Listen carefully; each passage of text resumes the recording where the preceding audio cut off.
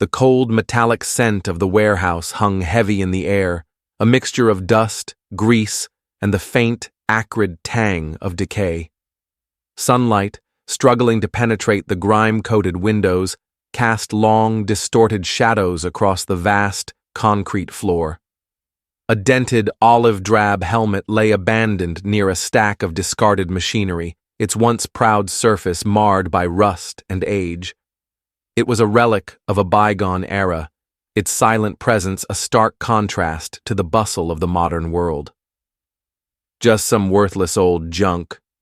Who wants this war trash anyway?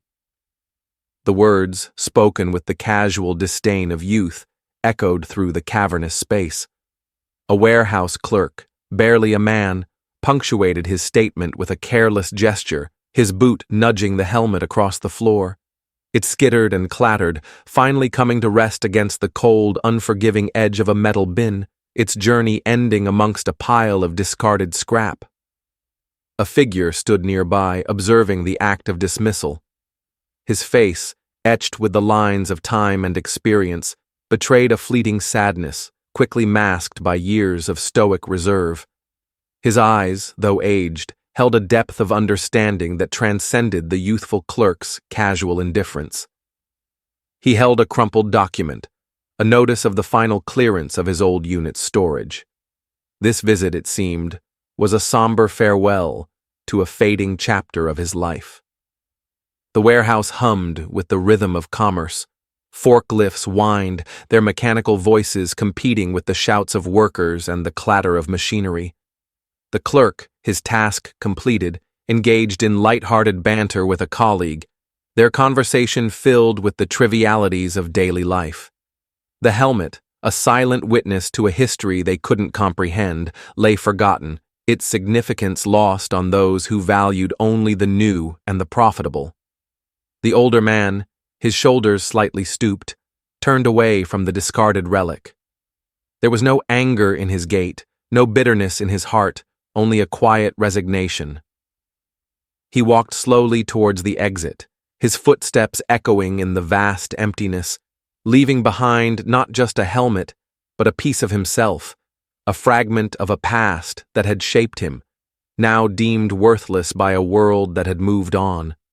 The heavy metal door swung shut, sealing the fate of the forgotten artifact and the memories it held. The morning progressed, the warehouse settling into its familiar routine. Forklifts hummed, transporting pallets stacked high with goods destined for distribution.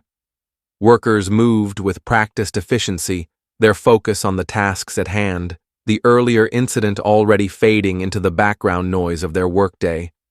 The discarded helmet lay forgotten, partially obscured beneath a jumble of discarded metal and plastic, its silent story unnoticed. A sudden shift in the ambient sounds broke the monotony. The distant rumble of heavy engines grew louder, vibrating through the concrete floor. A collective unease rippled through the warehouse as employees paused, their attention drawn to the unexpected disturbance outside. Voices murmured, questions exchanged, as curiosity mingled with a sense of the unusual. The source of the commotion became visible through the large loading bay doors. A procession of military vehicles, their olive-drab exteriors stark against the drab industrial landscape, rolled to a halt. Humvees, their tires crunching on the gravel, positioned themselves strategically, creating an impromptu perimeter. A black SUV, its windows tinted and official plates gleaming, brought an air of formality to the unexpected arrival. Confusion and apprehension spread among the warehouse staff. The manager and supervisors, their faces etched with concern, hurried outside, seeking answers. The security guard, his notepad clutched nervously in his hand, approached the lead vehicle, his usual authority replaced by a palpable uncertainty. The window of the black SUV descended, revealing a figure of unmistakable authority. A Brigadier General, his uniform immaculate and adorned with the insignia of his rank, stepped out. His presence commanded attention, his posture radiating a quiet power that silenced the murmurs and drew all eyes. He surveyed the warehouse and its surroundings with a practiced gaze, his expression unreadable, his intentions unknown. A palpable tension filled the air, the usual rhythm of the warehouse disrupted by this unexpected intrusion. The purpose of this military presence remained a mystery, but its sheer scale suggested something far beyond a routine visit. The employees, their work momentarily forgotten, watched in a mixture of awe and trepidation, sensing that the events unfolding would soon reveal a truth that would alter the course of their ordinary day. The weight of the unknown hung heavy, a silent promise of revelations to come. The general's gaze swept across the assembled warehouse personnel, his expression unwavering.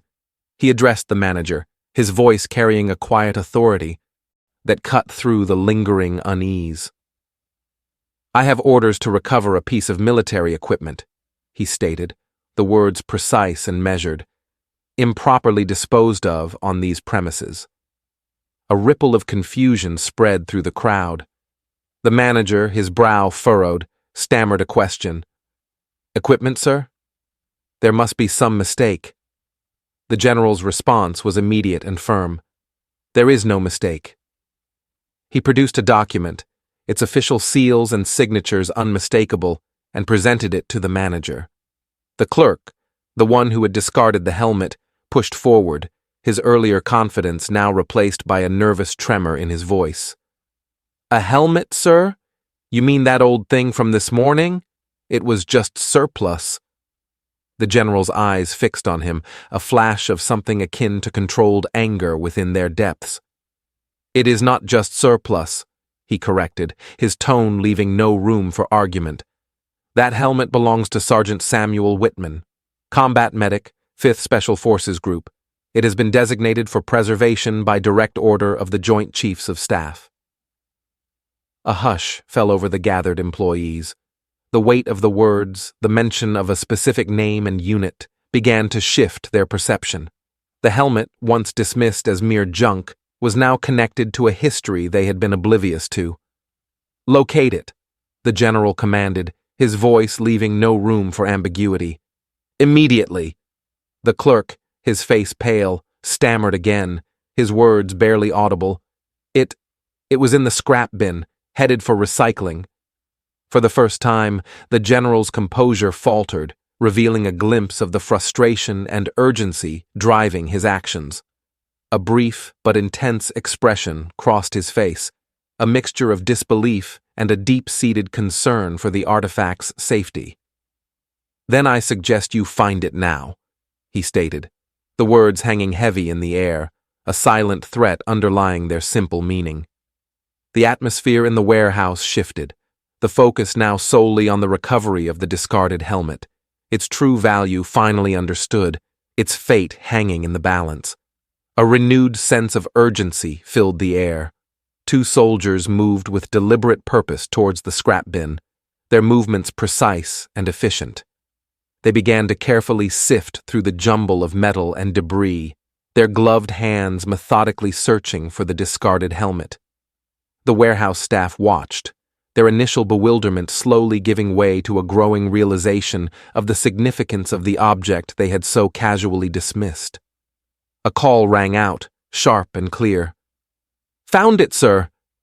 The helmet emerged from the scrap, its dull surface catching the afternoon light.